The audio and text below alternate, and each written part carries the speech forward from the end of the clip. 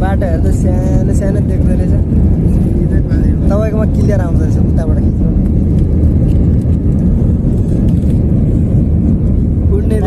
उड्ने बेलामा चाहिँ हालिराख्नु पर्ने रहेछ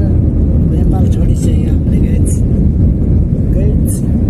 उड्यो त गैच ओ माई गड गैच मुतुम गाउनु खोज्छ त गैच